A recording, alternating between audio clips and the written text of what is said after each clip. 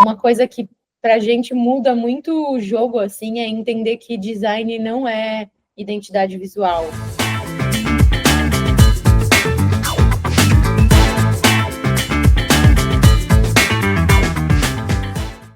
Então, primeiramente, bem-vindas ao Battle of Creativity, Juliana Zanha, Rachel Lisboa, queridíssimas, maravilhosas do Estúdio Mira. Eu estou muito feliz de ter vocês aqui, porque a ideia do canal é entrevistar pessoas criativas do mundo inteiro, pessoas que fazem projetos super legais, e vocês, sem dúvida, fazem parte dessa lista na minha cabeça. Então, primeiro, muito bem-vindas. Obrigada pelo convite. Muito feliz de estar aqui com você, nossa querida amiga, e outra criativa também, sempre colocando aí coisas no mundo. Vai ser muito bom o papo. Uhul, vamos embora. Rosa, e obrigada pelo convite, a gente ficou muito honrada. Vocês são maravilhosas, eu que fico honrada aqui com vocês. E queria começar perguntando uma coisa. Eu já ouvi várias vezes que a banana é o melhor exemplo de design, porque você descasca ela e ela é sustentável, digamos assim, e tudo mais. Mas eu queria saber de vocês, que mudaram, inclusive, para essa área, vocês têm atuações diferentes, né? Cada uma tem uma especialidade. O que para vocês é um bom design? Quer começar? Pode começar. Posso começar? Para mim, o design ele é sobre propor soluções inovadoras, assim, né? Então, coisas que trazem um impacto em termos de experiência para quem está convivendo com aquilo, né? Seja um produto, uma interface, uma embalagem, um pôster. Então, eu acho que é sobre essa experiência e tudo que traz esse impacto visual, ou em relação à forma, ou em relação ao uso, ou em relação à solução de problemas. Quando você consegue trazer isso na vida das pessoas, porque a gente convive com design no nosso dia a dia, né? Todo mundo, desde o momento que acorda, a gente está convivendo com algo que algum designer tocou e projetou, né? Então, o design está em tudo, e para mim, aquilo que toca a gente em termos de experiência e resolve algum problema, né? De forma estratégica, de forma criativa, é um bom design. É bem amplo, mas acho que é isso. Eu já fui para anotação aqui para lembrar. Não acho que você discorda de mim, mas na hora me veio outra coisa. Eu acho que o bom design tem a ver com as pessoas. Então, você falou de ser um design que é inovador.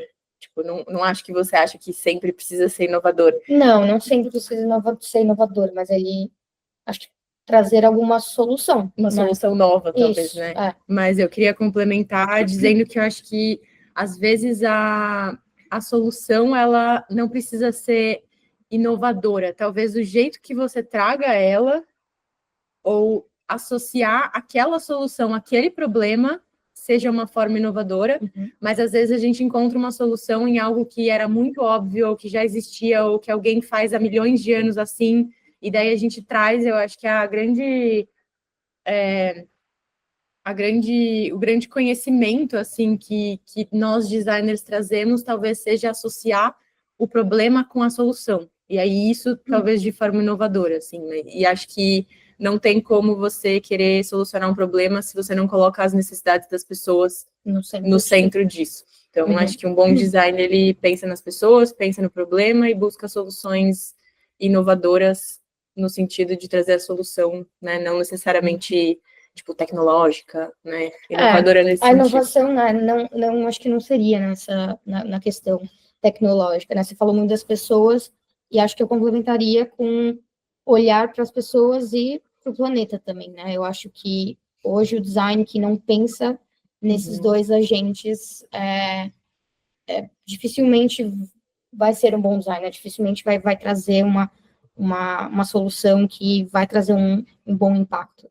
Então, acho que acrescentaria isso. E vocês acham que tem que ter espaço para não ter design também? Por exemplo, já que você falou de pessoas, eu fiquei pensando, o tio que tem aquele boteco que não tem nada de branding, de naming, de estratégia, vocês acham que num mundo ideal todo mundo usa do design para o que precisa, que nem vocês falaram, então surge a partir de um problema, ou não? É bom que exista esse outro lado no mundo onde nem tudo é design? Eu acho que tudo é design. Eu também, eu ia falar a mesmo mesma coisa. quando não seja. Então, por exemplo, o tio do boteco. Com certeza o boteco dele tem um nome, com certeza está escrito o nome do boteco de qualquer jeito na parede, então ele fez daquele jeito e às vezes é aquilo que aproxima as pessoas, né? Eu acho que design, na essência, assim, ele é muito... É o que eu falei, assim, trazer a solução para um problema. Não precisa ser design gráfico, pode ser design de sistemas. Isso é você trazer uma solução para alguma coisa. Então, eu acho que até as pessoas mais simples, no sentido de não terem conhecimento acadêmico, assim, né? Talvez essas sejam as pessoas que mais têm o conhecimento de como solucionar um problema que ela tem no dia a dia dela. Então, para mim, tudo é design nesse sentido, assim. Eu concordo também. Eu acho que a gente sempre vai precisar dessas soluções e as pessoas vão dar um jeito. Tendo um designer ali fazendo, não. Elas vão ser as próprias solucionadoras dos problemas, né? Então, eu acho que isso envolve design de certa forma, né? Não precisa ter aquele conhecimento técnico, mas você está usando ferramentas visuais, comportamentais, sociais para poder resolver problemas. E acho que isso passa pelo design, de certa forma. E já que vocês falaram também sobre design de sistemas e a atuação que vocês têm no design também é dentro de algo, existe também design de interiores, design de imobiliário, enfim, na área que vocês trabalham principalmente, né, que é associado mais com design de produto, design gráfico, vocês podem contextualizar um pouco, assim, quais são as possibilidades desse mercado, no que uma pessoa que às vezes está começando nessa área, com que ela pode trabalhar? Então, ela pode fazer name, ela pode fazer estratégia, o que vocês podem trazer de exemplos? Acho que o que você falou, né, design de produto, design gráfico, eu acho que a nossa área a gente chama de design de marca, né? Então, eu vejo isso muito como qualquer coisa que esteja associado à criação de uma marca. E aí, quando a gente pensa em marca, a gente não está falando necessariamente uma empresa, nem necessariamente uma identidade visual. Né? Para você criar uma marca, você pode ter uma empresa por trás, pode ser uma ONG, pode ser uma pessoa, né? E a identidade visual, ela é uma roupagem que você coloca para aquela marca, né? A marca a gente entende como a criação de uma reputação, a criação de uma história, né? A criação de sensações e emoções que aquilo vai passar. Então, todo esse universo, e a gente trabalha muito com marcas no sentido de empresas, né? Acho que todo esse universo faz sentido, assim, para o que a gente faz. A gente, especificamente, trabalha com estratégia, né? Então, seria o que seria uma parte do branding, né? E a parte visual, que aí entra o design gráfico, né? Então, a criação de identidade visual. E aí, acho que dentro desse contexto, né, de design de marca, tem infinitas possibilidades, assim, dentro disso, dentro de o que uma marca precisa, o que uma empresa precisa para criar uma marca, né, que é todo esse pacotinho que envolve ela. Então, vai desde o nome, até como que essa marca vai falar, então, qual que é o tom de voz que ela vai ter, como é que ela vai se comunicar. Identidade verbal. Que é a identidade verbal, como que ela vai se posicionar no mercado, quais são os diferenciais dela em relação ao concorrente, com que público que ela quer falar, né? A gente, no nosso trabalho, a gente trabalha muito com 3 esferas, que é a essência da marca, os diferenciais dela no mercado e qual que é o valor que ela gera para o público, né? Então, a gente entende que a marca tendo essas 3 coisas, ela está indo num bom caminho, assim, ela tem clareza sobre as 3 esferas que ela precisa ter. Isso é estratégia de marca. Exato. E acho que outras coisas, né, além do que eu falei, naming, identidade verbal, tem a parte de identidade visual, tem a parte de estratégia, né, que seria o branding, aí tanto o que a gente faz, que é definir uma estratégia e um posicionamento da marca para ela nascer, quanto todo o acompanhamento ao longo do tempo, né, porque se a gente está falando que marca é reputação, a reputação ela precisa ser a todo tempo vista, entendida, repensada, né, tem também a parte de mídias sociais, né, como que aquela marca vai de fato se comunicar com o público nas mídias, tem a parte de fotografia, né, então se você está pensando numa marca que tem um catálogo de roupas ou um restaurante, você vai estar a todo momento também tendo essa produção de profissionais que vão trabalhar nesse universo de marca, mas depois da gente, né, então fotografia de produto, a parte de embalagem é uma parte extra também, né, design de embalagem, aí entra quem trabalha com produto especificamente. Acho que entrando, acho que dá para recortar ainda mais, né, se você for realmente se especializar em áreas, a gente tem ilustração, a gente tem o motion, a gente tem o 3D, a gente tem a tipografia, são áreas que rodeiam, né, esse universo de marcas e são elementos que as marcas usam como elementos de identificação, né, de reconhecimento. Então, designers podem se especializar nessas áreas também e estar a serviço aí das marcas com suas criações. Acho que até outros profissionais de outras áreas criativas também. Então, por exemplo, arquitetura. A gente agora está com um projeto de uma padaria, que a gente está a todo momento falando com o arquiteto para entender como é que o que a gente cria na tela e no cardápio vai estar refletido no espaço físico. Eu dei o exemplo da fotografia, então já é outra área, né? Uma pessoa que é um fotógrafo. Então, tem, além de ter áreas do design, acho que tem outras áreas criativas que estão muito ligadas, assim.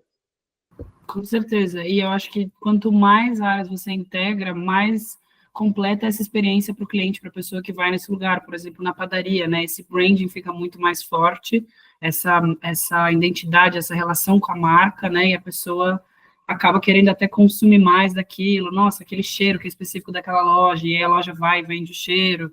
Tem bastante disso. E eu amo a descrição que vocês têm, de que vocês criam marcas ousadas, conscientes e com propósito.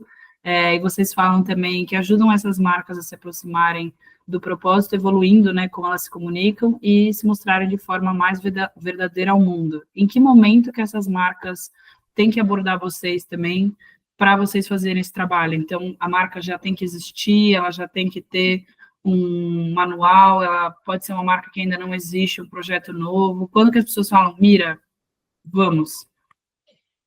A gente trabalha com todos os tipos, assim, de clientes em diversas fases de negócio, né? Então, a gente já criou marcas que estavam ainda no campo das ideias, né? E a única coisa que tinha definido de fato, que acho que é o ponto de partida de tudo, não necessariamente passa pelo nosso trabalho, né? Acho que é uma etapa anterior, é a estratégia de negócio, né? Qual que é o modelo de negócio? O que você vai vender?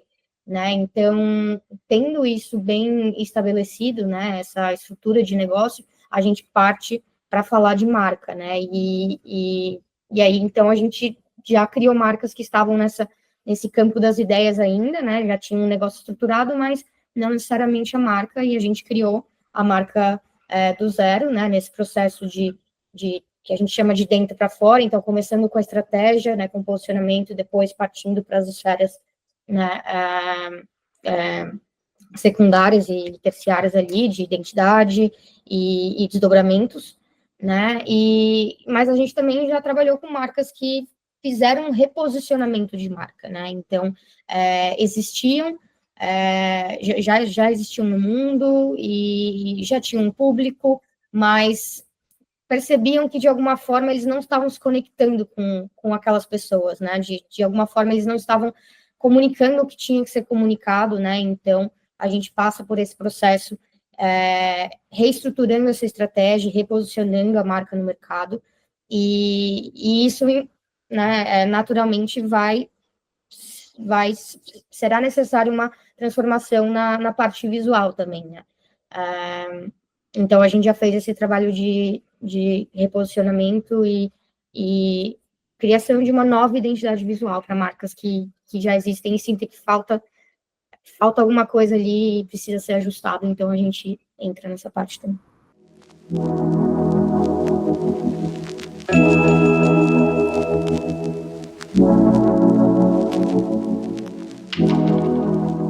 Importante para vocês essa questão da divulgação para trazer esses clientes. Então, eu sei que vocês têm o site, vocês têm as redes sociais, mas como vocês veem essa questão, assim, de precisamos postar, precisamos fazer, precisa estar ou não no TikTok? Qual que é um pouco a opinião de vocês sobre isso? Até porque eu sei que vocês já fizeram projeto internacional e que isso veio pelo Behance, por exemplo, né? Então, isso é uma coisa muito legal de como que a rede pode te conectar com pessoas que o boca a boca talvez demoraria muito até chegar em outro país.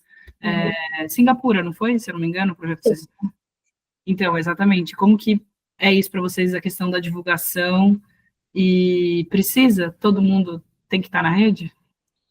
Olha, a minha opinião é de que sim, mas cada um tem o seu jeito de estar na rede, né? Cada um tem a sua personalidade e o seu jeito de lidar com isso, né? Nós não somos pessoas que estamos a todo momento postando e né, criando esse conteúdo, né? A gente já testou, nem assim pessoalmente, nem né? pessoalmente, isso se reflete no trabalho. Com certeza. A gente já testou, porque acho que no campo criativo é válido testar o que funciona para você.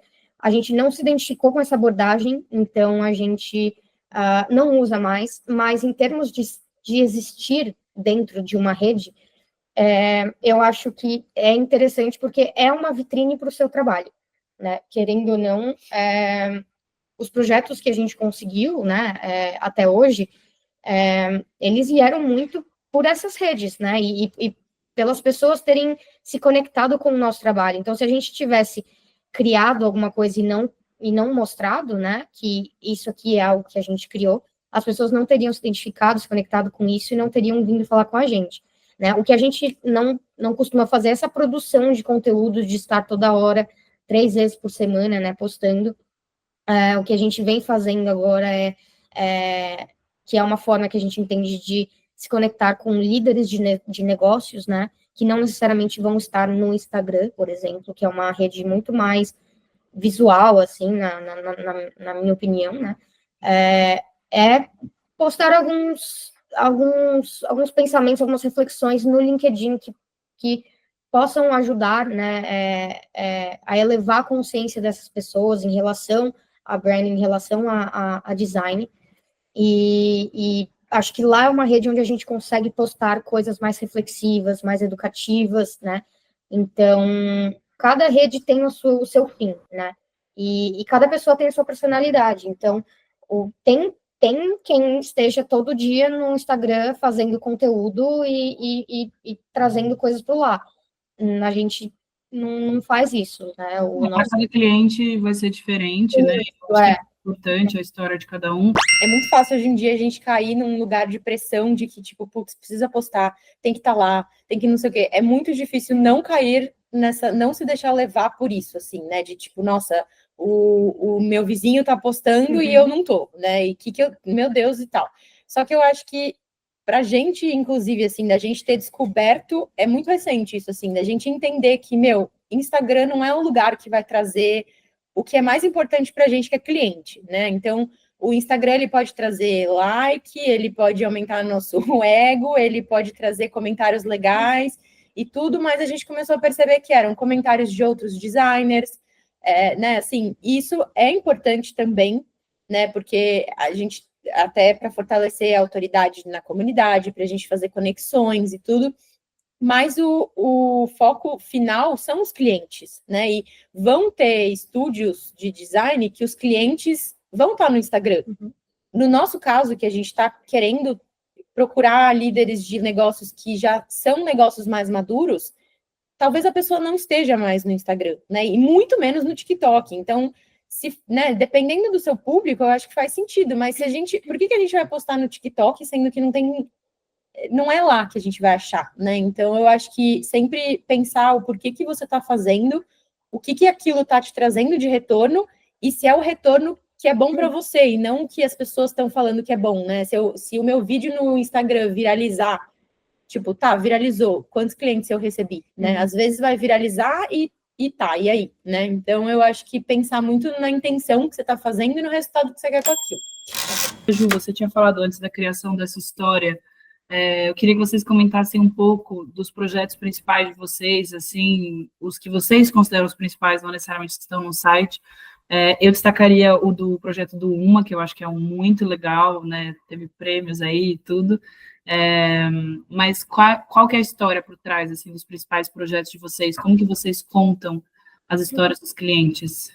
O Uma foi um projeto muito legal, assim, de trabalhar.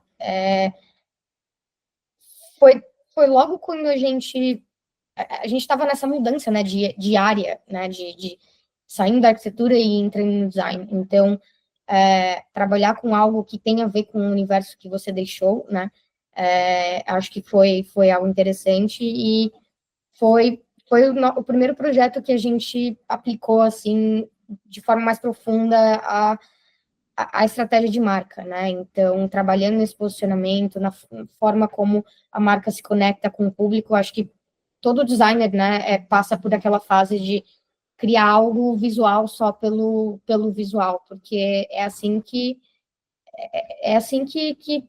a gente é condicionado a criar, né, as coisas, a enxergar o design, né, e não como algo estratégico.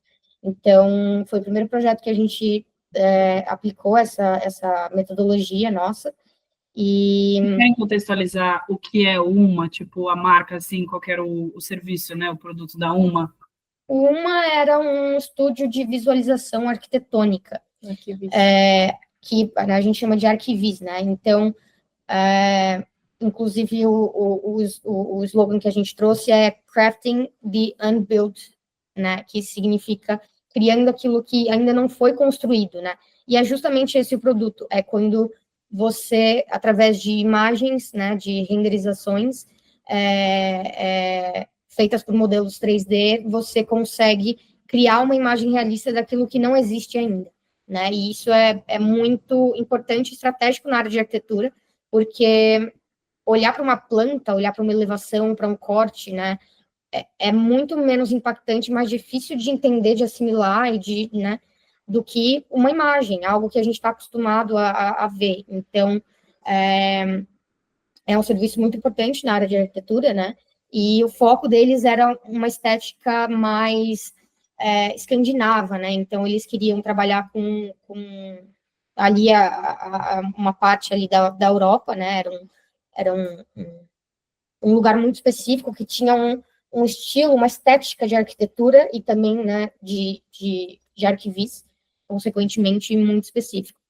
E é isso. E aí a gente fez toda uma brincadeira ali de espelhamento, né, porque a palavra uma, ela tem essa questão do U e do A e o M no meio, que é uma letra espelhada também, então a gente brincou com essa questão, com o movimento também, então trouxemos esses conceitos que apareceram quando a gente estava, né, investigando e entendendo a marca, né, e a sua essência. Então, a parte estratégica, ela orientou, de fato, a parte visual e criativa. Então, foi o primeiro projeto que a gente teve essa abordagem e influenciou muito, assim, no resultado da identidade visual, né? É um projeto que foi muito mais maduro, coerente, consistente com o que a marca era, né? E toda a parte verbal que a gente trouxe também só acrescentou, né? Nessa estratégia, nesse posicionamento. Aí, acho que nosso papel em relação a contar as histórias das marcas, ele é muito em relação a traduzir um pouco o que o nosso cliente traz para a gente e ir pescando muito palavras-chave e sensações e emoções e conceitos e traduzir isso de alguma forma na identidade visual, né? Então, E acho que o jeito mais legal de fazer isso é quando a gente consegue trazer isso de forma sutil, assim, né? Não precisa sempre ser algo muito escancarado, tipo um símbolo que já remeta aquilo. A gente, pessoalmente, gosta muito de marcas que não têm símbolos, a gente gosta de marcas que são só escritas, né? Então, e acho que eu acho, e eu já ouvi falarem que é muito mais difícil a gente trazer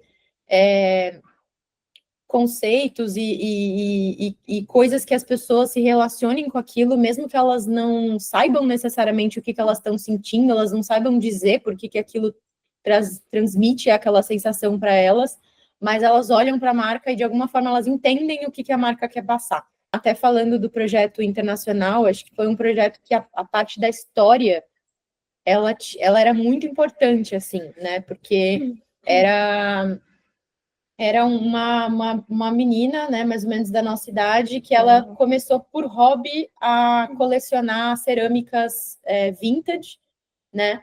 E então ela comprava de colecionadores e ia atrás e tudo, e ela criou esse grande banco assim de peças e que tinha uma era diferente da outra porque não eram peças manufaturadas, eram peças que eram feitas muitas vezes aquela única peça, né? E então e ela queria criar um marketplace para vender essas peças, né? Então comprar, revender e tudo. E a gente precisava transmitir tudo isso que ela falou para a gente em algo muito rápido de ser associado, assim, né? Então, até nesse projeto a gente trouxe um desenho de algumas peças, mas acho que o jeito que a gente fez isso, acho que o processo para a gente conta muito, né? Além do que as pessoas veem. Então, eu lembro que era importante para a gente não deixar, a gente fez em forma de silhueta, né, as peças de cerâmica, assim, e era importante a gente fazer com que as pessoas não reconhecessem exatamente qual era a peça, porque como tinha uma peça de cada, a pessoa não ia poder chegar no site dela e falar, tipo, nossa, olha essa peça que está ilustrada aqui, quero essa, né, você tem essa? Então, e aí o jeito que a gente fez no nosso processo interno, que muitas vezes ninguém que é cliente dela vai saber, mas a gente gosta de ter o jeito de fazer, né, que faça sentido.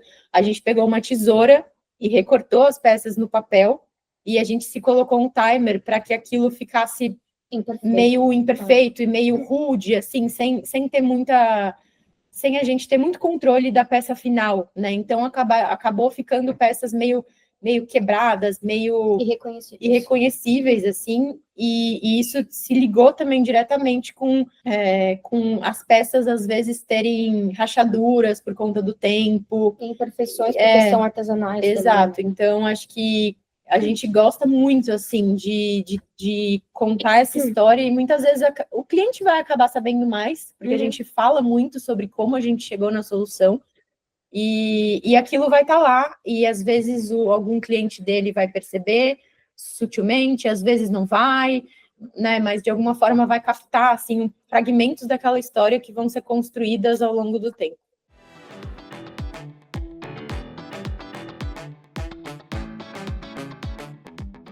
Esse projeto que vocês fizeram de Singapura, que tem esse processo manual, que é uma coisa muito importante, que é muito legal, e que tem uma dificuldade também, né, de não traduzir de uma forma tão literal e poder ter esse convite para o que será que é essa marca, né? Deixa eu ir no site, deixa eu procurar mais, para depois o cliente se encantar com aquilo. Eu acho isso muito legal. Outra coisa, vocês estavam falando em relação a isso, me lembrou daquele kintsugi, né, que é um termo japonês para quando você tem, por exemplo, porcelana ou vaso quebrado, e eles unem um ouro, e eu acho que tem essa beleza também na imperfeição, né? É meio batido falar assim o termo japonês, né? Fica uma coisa meio clichê, mas eu acho que tem muito valor no que vocês estão falando, de não precisa ser o redondo, né? Exato, perfeito, aquela esfera assim, nesse tipo de projeto, porque, por exemplo, no Pila Invest que vocês fizeram, já tem mais animações, já tem uma linguagem um pouco diferente, o acabamento já é diferente.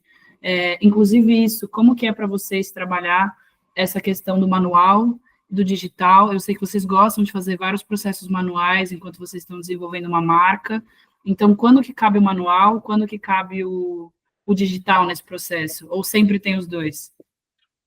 Acaba, sempre tem os dois, assim, pra gente, de alguma forma, a gente sempre começa com papel e caneta, independente do que a gente está fazendo, né? Você falou das ilustrações, né? Por exemplo, no Pillow, em outras marcas que a gente desenvolve as ilustrações. Ela sempre vai ter um rascunho, ela sempre vai começar, sei lá, nem que seja com um mapa de palavras, assim, do que a gente quer associar, né, essas figuras, por que elas estão ali, né, e elas sempre vão começar de alguma forma no manual, mas inevitavelmente isso tem que se desdobrar para o digital, né, porque acho que é muito difícil hoje uma marca se manifestar somente no físico, né, então essas coisas precisam coexistir, né, quando a gente está criando algum logo, né, como a Ju falou, a gente gosta de criar logos tipográficos. E todos os logos que a gente faz, somos nós que desenhamos, Isso, né? a gente Nunca que é uma desenha, fonte. exato. Então, a gente tem todo esse processo de desenhar, né? E aí a gente tem ferramentas diferentes, né, que a gente usa para isso. Às vezes é só lápis e borracha, às vezes é uma caneta específica de ponta chata, que vai trazer um resultado visual, né, diferente. Então, a ferramenta importa, né? Às vezes é aquilo, é tesoura, às vezes é massinha, às vezes é pincel. Então, a gente sempre tem que trazer alguma coisa, né, do manual nos primórdios, assim, da ideia, daquilo que a gente está criando. Nem que seja um rascunho no papel e evoluir e passar o manteiga em cima para ir refinando. E quando a gente sente que está pronto para passar no digital, a gente vai para o digital, porque vai ter que ter a versão digital, né? Não tem como, mas essas coisas acabam coexistindo. Às vezes a parte do manual para no rascunho. Sim. Né? Quando é um projeto mais digital, realmente para no rascunho, né? Mas, por exemplo, esse da padaria que eu falei, não é um projeto tão digital quanto o Pila, assim, pensando que o produto do Pila é um aplicativo, né? Se a gente está falando de uma padaria que tem um lugar físico, já não é tão digital assim. Mas para esse projeto da padaria, a gente em algum momento pensou que a gente queria fazer muito algo à mão, assim, e tirar desse fazer à mão a solução para aquilo que ia ser apresentado no digital. A gente acabou fazendo massinha de pão em casa, tipo farinha, água e tudo, porque a nossa ideia era pintar com a massinha e aí depois digitalizar. E acabou não dando certo, a gente acabou desistindo da ideia, mas a gente gosta de sempre ter isso na cabeça, assim, né? De que muitas vezes as soluções, elas vêm quando a gente experimenta com as mãos, assim, e é muito mais divertido. Então, a gente gosta muito. É importante ter esse espaço de experimentar, mesmo que não dê certo, mesmo que não dê em nada, né? Às vezes vai dar, às vezes não vai dar, mas ter esse espaço de experimentar com diferentes meios, diferentes ferramentas, né? É sempre importante, acho que traz uma riqueza, assim, para o projeto. Eu queria fazer uma pergunta dupla a partir disso que vocês estão falando, desses projetos, e cada um que tem uma linguagem muito diferente, e aí, de repente, cada um de vocês responder uma. Mas vocês acham que teve algum projeto muito desafiador, e por que que foi? E se vocês estarem em duas, se também ajuda, de certa maneira, esse equilíbrio de, não, a gente não vai desistir, a vida empreendedora, vamos lá. Se tem essa questão também de terem os desafios, mas por vocês estarem, né, trabalhando não sozinhas, como muitos empreendedores criativos, que acho que o padrão é você ser um autônomo, né, um freelancer, alguma coisa assim, se isso também ajuda a superar esses desafios criativos que surgem. Eu acho que o projeto mais desafiador que teve para a gente, pelo que ficou, assim, de memória, foi um que, na verdade, acho que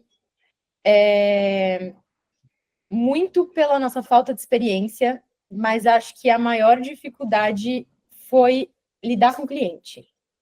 Então, assim, não foi a solução que a gente teve que trazer, ou não foi o desafio criativo, foi a questão de lidar com um cliente muito difícil, assim.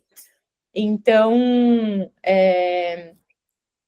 e acho que daí por isso que eu falo da falta de experiência, assim, porque acho que a gente aprendeu muito com essa experiência que a gente passou de até, assim, a gente se questionava sobre a nossa capacidade criativa pela relação com o cliente, né? Então, foi uma relação difícil assim, né? Desse jeito. mas acho que a gente depois reconheceu também que, né, não era necessariamente o cliente só que estava sendo chato ou tudo, mas acho que muito a forma que a gente levou, né, e a gente ter permitido, talvez, não ter colocado tantos limites ou não ter se imposto, né, e daí acho que isso trouxe desafios para o projeto. E acho que hoje em dia a gente até falou, acho que hoje até, que nos últimos projetos a gente vem propondo coisas que a gente propõe e a gente não tem a menor ideia de como a gente vai fazer.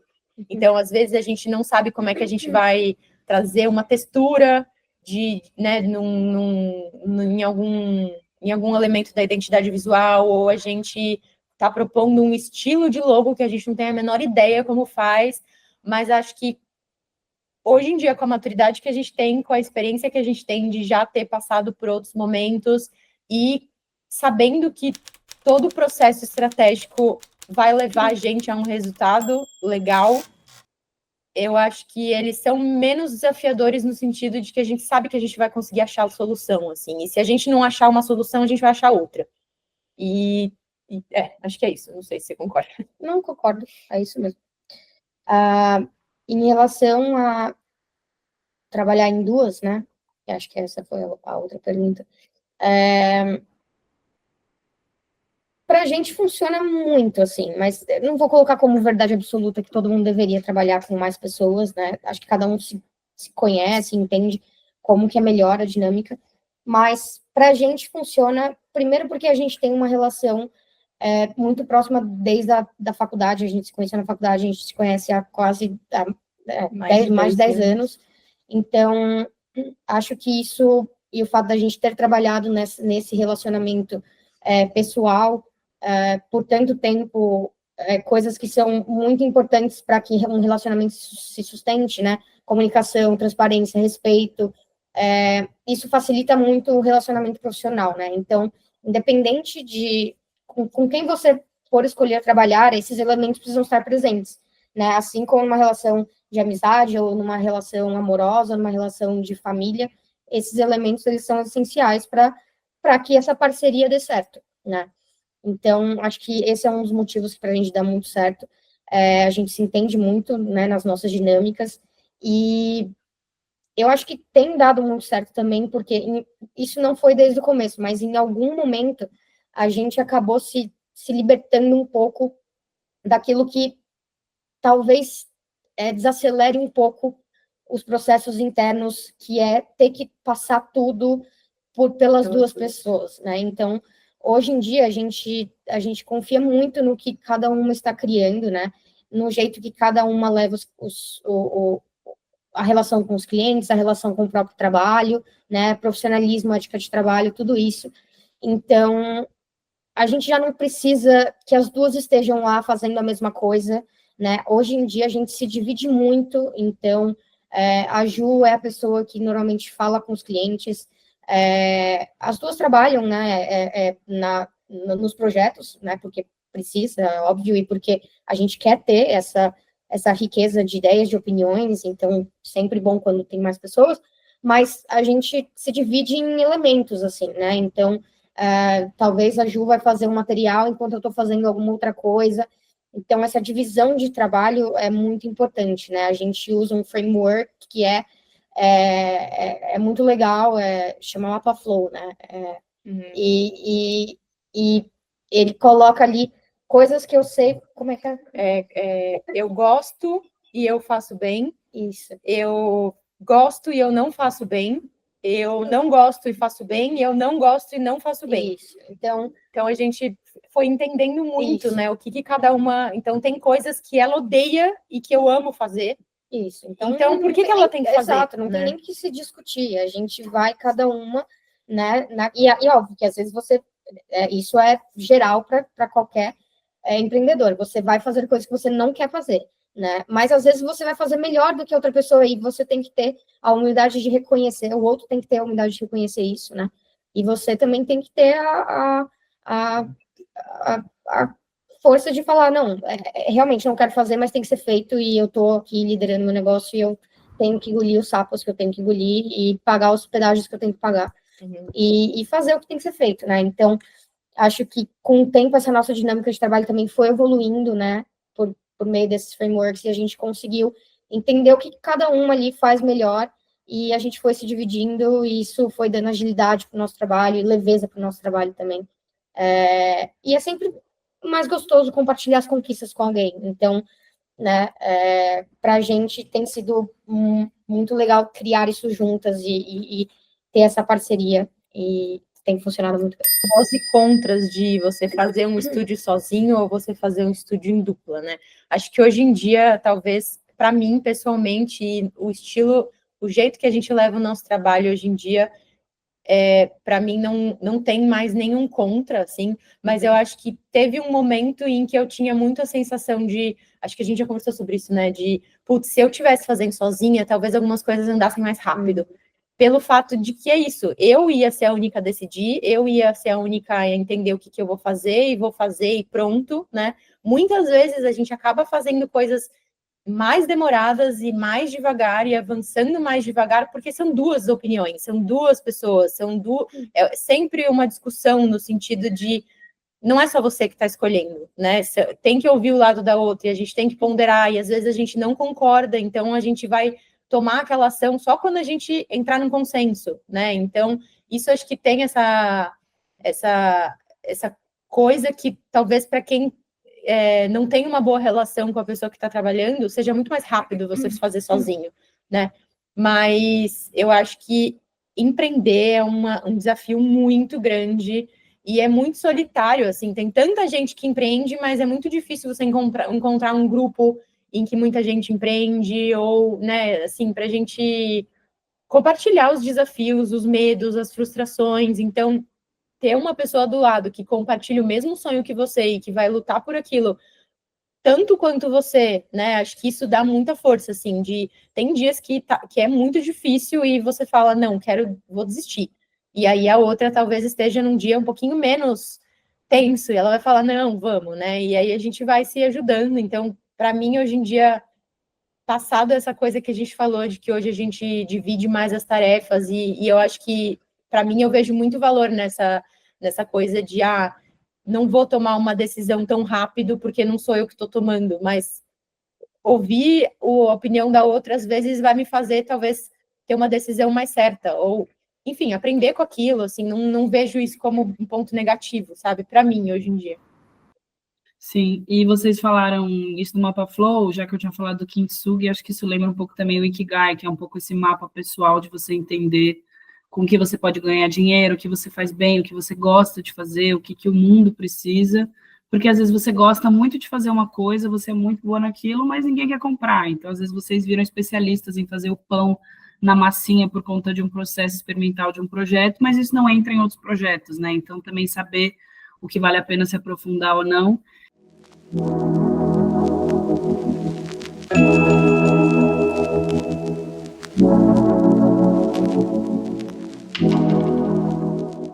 Será que a criatividade ela está mais em São Paulo? Porque aqui a gente tem mais oportunidade, tem mais empresa, tem mais evento. Eu lembro que a gente teve essa conversa antes e vocês falaram, não tem tanto evento assim, fora desse núcleo sul, sudeste, né? Às vezes o máximo algo assim próximo. E então, já indo um pouco para o final, assim, de se vocês acham que essas referências criativas, né, se elas, por estarem mais aqui, talvez até pelas empresas, porque tem o metrô perto, tem o aeroporto, né, todas essas coisas, assim, se isso de alguma forma faz com que a criatividade esteja mais aqui, ou se não, até pela viagem que vocês fizeram. Esse assunto não é só do design, eu acho que ele engloba o mundo que a gente vive. E eu acho que tem um pouco a ver também daquele assunto que a gente falou sobre, sempre precisa de design, o design está em tudo e tal, mas vou explicar. Eu acho que esse polo sul, ele é para tudo, né? Não é só para criatividade, a gente sabe que aqui é o lugar que tem mais oportunidade, que tem mais dinheiro, que tem mais tudo. E eu acho que não é porque os outros lugares não têm. Eu acho que é porque a gente vai alimentando essa ideia de que aqui tem tudo, né? E daí, às vezes, a gente potencializa isso, porque realmente, se aqui tem mais oportunidade, é mais fácil de surgirem mais pessoas criativas ou mais pessoas boas, né? Mas eu acho que criatividade está em todo lugar, e não é porque ela não está do jeito que a gente conhece, assim, no sentido, né, de, nossa, criei uma puta marca, criei sei lá, o logo do Itaú, criei um projeto para uma agência foda de São Paulo, não quer dizer que não é criatividade, né? Então, dando exemplo lá de Belém, assim, a gente viu quanta coisa tem nas ruas e nos barcos, que é uma coisa extremamente simples, de pessoas que não foram para a faculdade, de pessoas que não foram, não têm o conhecimento do design, não têm o conhecimento da tipografia, não têm o conhecimento de teoria das cores, e as pessoas fazem coisas que são maravilhosas, e tanto que as pessoas saem do Sul, né? A gente saiu de São Paulo para aprender com essas pessoas, né? E eu acho que isso é no Brasil inteiro, no mundo todo, né? Então, mas de fato a gente acaba tendo esse polo, assim, né? De da mesma forma como nos hemisférios do mundo a gente, né, tem mais dinheiro, mais oportunidade, e aí parece que a gente tem mais pessoas mais poderosas, mais criativas, mais inteligentes, mas eu acho que é uma questão desse desequilíbrio, assim, global em relação a tudo, não necessariamente, de fato, pessoas mais ou menos criativas. Mas, assim, uma coisa que chamou muita atenção quando a gente foi para lá a gente viu que, de fato, o design está em todo lugar. É uma cidade muito viva, é uma cidade muito criativa, é uma cidade que coloca um carinho muito grande nas coisas que se produzem por lá, né? Que são produzidas lá. Então, tem pessoas muito incríveis fazendo coisas lá, e às vezes é só uma questão da gente sair desse eixo aqui, né? Rio, São Paulo, né? Sudeste, Sul, para a gente entender, né? O que tem o Brasil no geral tem um potencial criativo gigantesco, né? Mas acho que é isso, isso não se remete só aqui, né? E tá em todo lugar, e por isso que a gente acha incrível esse tipo de evento que pode levar a gente, né, a conhecer esses lugares e conhecer essas outras potências criativas e permitir com que a gente se inspire, né, com coisas maravilhosas e diferentes, né, do que a gente está acostumado a viver aqui, e deveria ter em mais lugares, e espero que tenha em mais lugares. Eu vou dar um exemplo em relação à arquitetura, por exemplo. Se a gente pensar, né, ai, nossa, aqui no Brasil a gente pega um escritório famoso, sei lá, não lembro mais o nome dos escritórios, mas, sei lá, Isai, Márcio Kogan, enfim, e a gente acha que isso é a boa arquitetura. Se você vai para Belém, por exemplo, e você vê uma casa de palafita, você vai falar, nossa, podre, tipo, lá não tem arquitetura boa, é aqui em São Paulo que tem arquitetura boa, né? São nos arranha-céus da Marginal que é arquitetura boa. Só que lá, eu duvido que um arquiteto daqui vá saber criar uma casa em palafita que vai funcionar lá, que no mesmo dia a água sobe 3 metros e desce 3 metros, e você tem que usar uma madeira de cada árvore para cada parte da casa, porque alaga de um jeito diferente. Então, você tem que, no caso desse, você tem que colaborar com pessoas locais, né? Aí que tá, também trazer, às vezes, uma criatividade de outro local com alguém que sabe que é especialista, né? Porque, de fato, você está acostumado a criar em um ambiente totalmente diferente.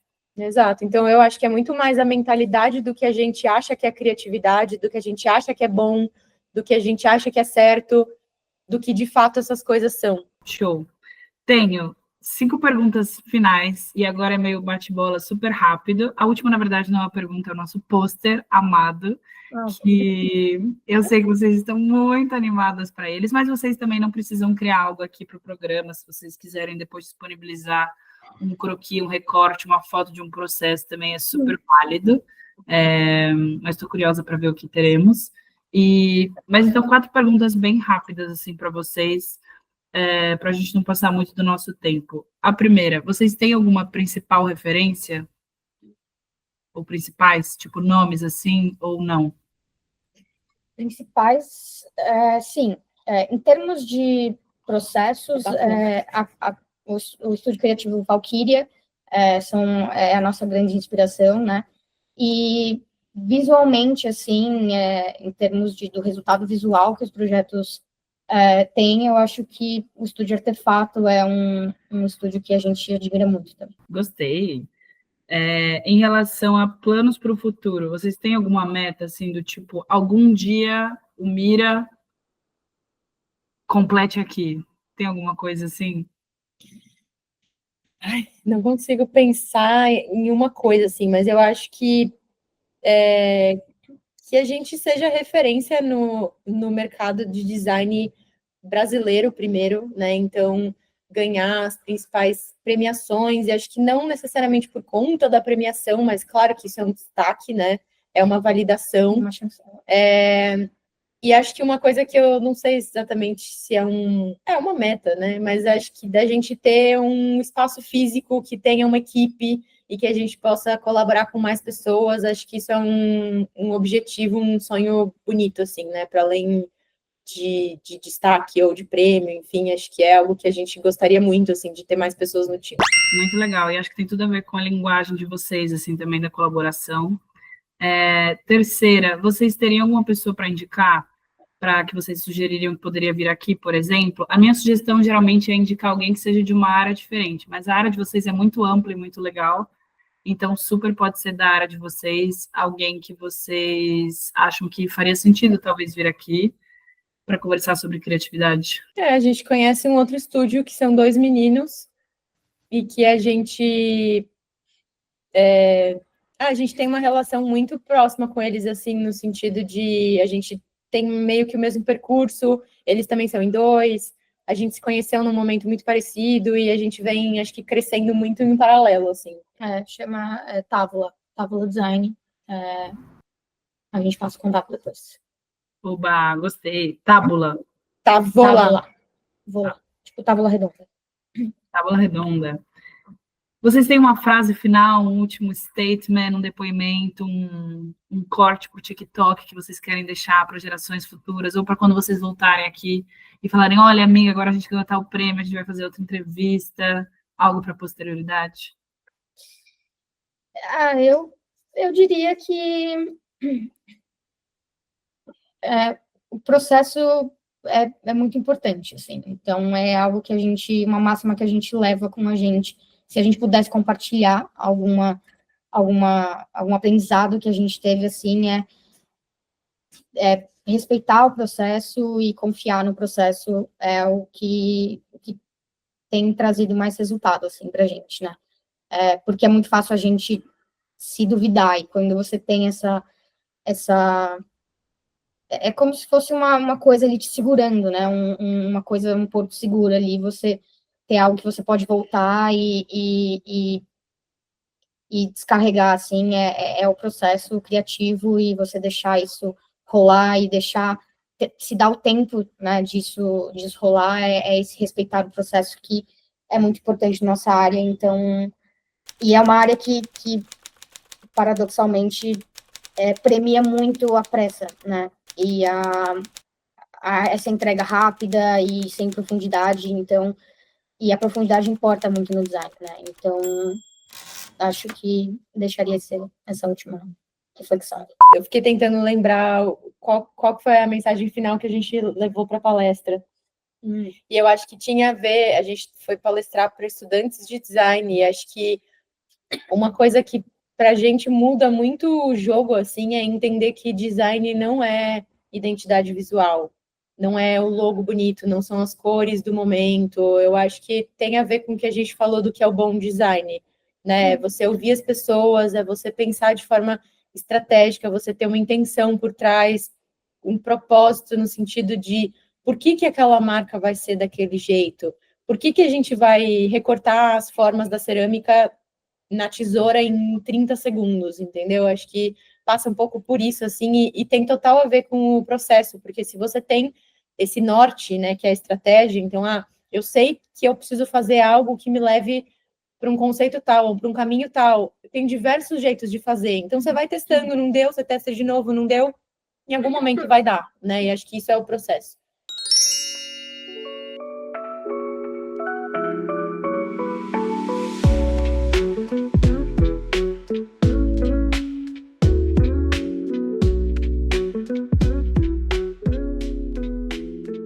3, 2, 1.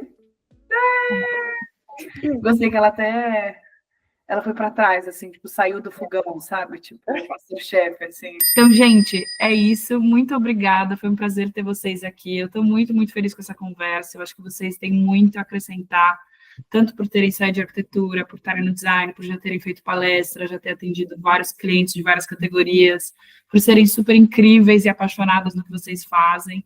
Então, eu estou muito honrada e muito obrigada por terem participado do Bath of Creativity. Até uma próxima. Obrigada, Tê. Obrigada, Foi Tê. incrível. É muito bom conversar, assim, com coisas que, tipo, a gente não para conversar sobre criatividade, sobre esses assuntos no dia a dia, então é muito gostoso quando a gente pode parar e falar, assim, sobre o que a gente faz todo dia fazendo a mesma coisa, a gente não para falar sobre isso, então foi muito legal. Conversaremos muito mais, com certeza. Mira, show! Uhul!